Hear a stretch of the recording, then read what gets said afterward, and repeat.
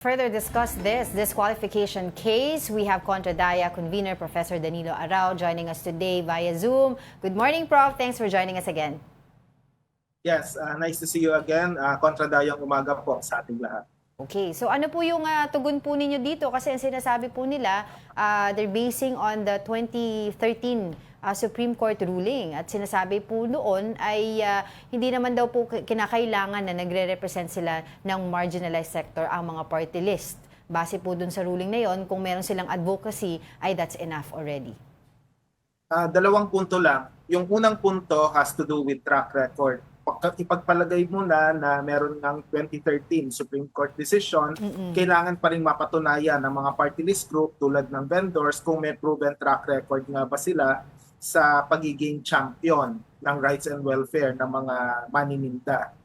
Ikalawa, hindi tayo sumasang-ayon doon sa 2013 Supreme Court decision. I'm sorry to say, kasi nga ito po ay talagang nakakabahala na binabaha ng mga mayaman at makapangyarihan, lalo na yung mga dinastiya at malalaking negosyo, yung ating party list system. Nandun na nga sila bilang district representative, tapos gusto pa nilang ipagpilitan yung sarili nila sa isang sistema na dapat na nagbibigay ng espasyo para sa mga nasa laylayan ng lipunan. Right. So may malaking problema dun sa atong paglaom case na tinutukoy ni Chair Garcia. Pero ano pa man, kahit na may problema yon, tingnan din natin yung track record. At magpapatunay naman dun sa aming almost 50-page na verified complaint na wala talagang track record yung mga yon. Ang track record nila ay tulungan yung sarili nila kung paano magpayaman pa.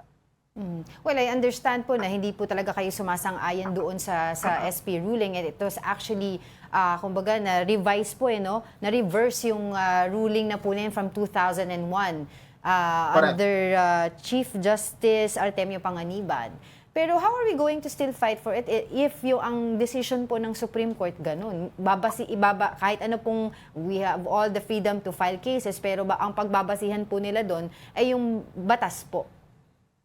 Okay, pwedeng sabihin ng COMELEC na they are bound by the law at whether ano man ang gustuhin nila, yun ang batas. Pero tandaan natin, Angela and Diego, na merong quasi-judicial function yung COMELEC and there is a way to have a careful reading of the law in a way na nire-reflect pa rin kung ano yung esensya ng 1995 Party List System Act at yung 1987 na Philippine Constitution. Malinaw kasi na nakasulat sa ating saligang batas na ang party list ay para sa mga nasa laylayan sa lipunan at gaya ng nabanggit mo, tama ka, noong 2001, nagdeklara ang Korte Suprema na ito, nire-reaffirm niya yung interest ng marginalized and underrepresented only to reverse itself way back in 2013. Kaya yun yung isang dapat nating i-challenge din sa puntong ito. At para sa COMELEC, they can come up with certain ways by which we can accommodate more the marginalized and underrepresented. Yan, Prof, yung word kasi sabi nila is you don't really need to be daw a part of the marginalized sector to have a party list. But would you agree also, or ano ang tugon nyo, what if talagang proven naman ang track record mo? You're not part of that sector, pero proven yung track record mo over the years na advocacy mo nga ito tumulong sa sector na yon. Is that okay with your group? Well, una sa lahat, kahit na meron kang proven advocacy or proven track record, the genuine track record that we are referring to should be the one where you are really rooted in the sector that you represent.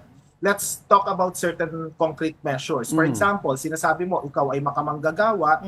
Kung ang advokasya mo ay para sa manggagawa, hindi po pwede na ikaw ay napakataas ng income mo, samantalang mababa naman talaga yung minimum wage. Kumbaga, makikipamuhay ka talaga dapat sa mga manggagawa. So yun yung esensya ng advocacy and being the champion. Hindi yung parang part-time mo lang, pupunta ka sa isang posh subdivision na doon ka nakatira, and then paminsan-minsan bibisita ka sa picket line, tapos sasabihin mo, champion ka na ng mga manggagawa. Those are trapo tactics that would have to be exposed. Even if you can argue that it's technically legal, it's still worth challenging before the appropriate courts, even including the Supreme Court. Yeah, pero Prof, ang question dito is ano ba talaga kasi iba-iba ang kanya-kanyang madaming gray areas eh. Ano ba talaga definition ng marginalized sector? Because if you look outside sa mga billboard ngayon, meron party list for a family, may party list for province. Pero 'di ba ba't kailangan mo ng party list for a family? Ba't kailangan mo ng party list for a certain province? Meron naman representative diyan from the current districts. Correct. That's an excellent point. And in fact, the Constitution already identifies certain sectors like labor, peasants, indigenous peoples, the youth, the women. Tapos may nakasulat doon and other related sectors. So yung mga kaugnay na sektor na nabanggit natin kanina with the exception of the religious sector. So doon, sinasabi talaga hindi po ubra yung religious sector by virtue of the separation of church and state. Yun lang yung pinagbabawal sa ating saligang batas. Kaya nga kung babalikan natin yung Constitution, we need to reaffirm what the objective of the party list system is. Totoo, there are certain legal challenges and through this particular verified complaint, we should be able to challenge existing legal jurisprudence so that the interests of the marginalized will be duly promoted and upheld. Should we actually revise, Prof, the party list, yung batas para sa party list, or should we simply just amend it and add a more specific definition of what other sectors means? Kasi for example, yung case in point, yung party list para sa pamilya, pwede naman i-argue yan sa Supreme Court, it's part of a relevant sector. Kasi may bata ka, may nanay ka, kasi may argument yan eh. So should we just amend it and make it... Maraming pamilya na Let's nasa just make it marginalized sector. once and for all, let's remove the word and other sectors. Let's be specific. Yeah, that's a good point. There are two ways by which we can make certain interventions. First would be legislative intervention where we will make amendments to the 1995 Party List System Act. At napapanahon na ito kasi 30 years na yung batas na ito at malamang kailangan na talagang baguhin yung definition. As you correctly mentioned, Diego, sino-sino nga ba itong mga marginalized and underrepresented na ito? The second mode has to do with judicial intervention, which is what we're trying to do now. We want to also, aside from legislative intervention, to see if the appropriate courts, whether it's the COMELEC or kung kailangang iapila to sa mas mataas na mga korte, like including the Supreme Court, para settle natin once and for all kung ano ba yung wisdom behind the 2013 atong paglaom case. That's one. And second, we need to properly define what constitutes marginalization. Right. Kasi alam mo, Angela and Diego, even in the past, certain rich people, okay, let's be more specific, real estate developers, they tried to run as a party list group. Sabi nila, marginalized sila kasi nasa minorya daw sila ng lipunan in terms of population. That may be true, pero how they have become rich and powerful should also be taken into account. Hindi lang yung pagiging minority mo in terms of numbers vis-a-vis other demographic.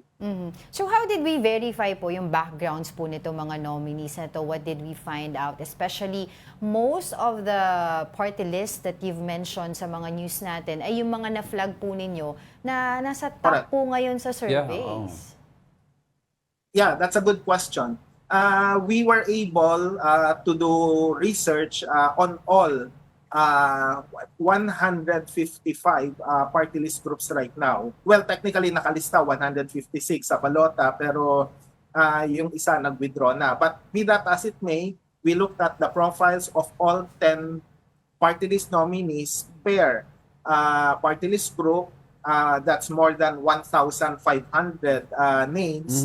And we scrutinized all of their profiles. And we tried to dig up certain items na hindi publicly available, but which can be still accessible to certain groups or certain people.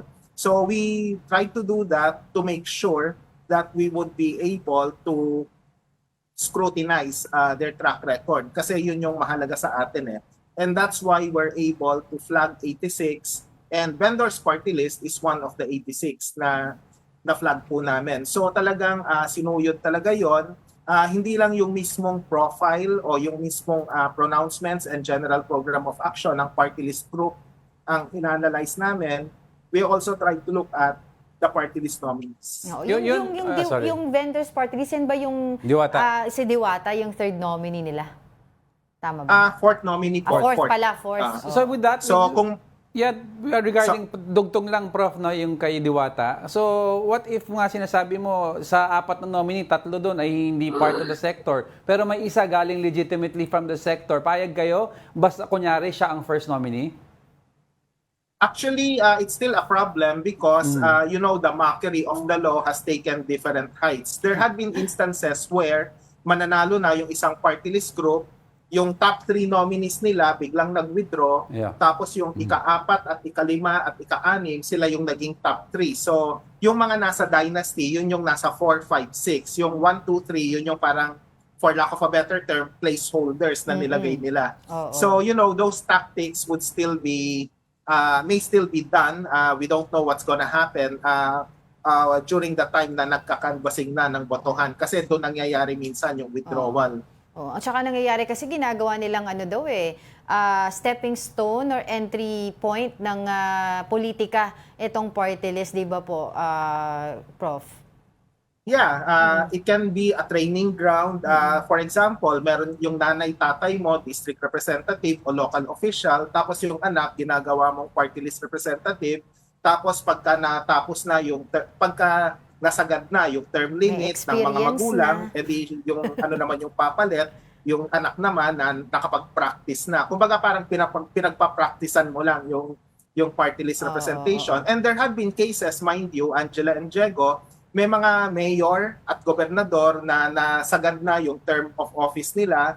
So magpa-party list muna sila for 3 years and then babalik sila doon sa kanilang dating posisyon para magkaroon ng workaround doon sa term limit. So we don't want that thing to continue happening and that's why we want genuine representation talaga from the marginalized and underrepresented. Ulitin natin we're talking of 63 seats. Yes. Minority na yan, 20% lang yan ng more than 200 na district representatives. So minority na nga yan, di ba dapat it makes sense na ipaubaya mo na yan sa mga nasa laylayan sa lipunan.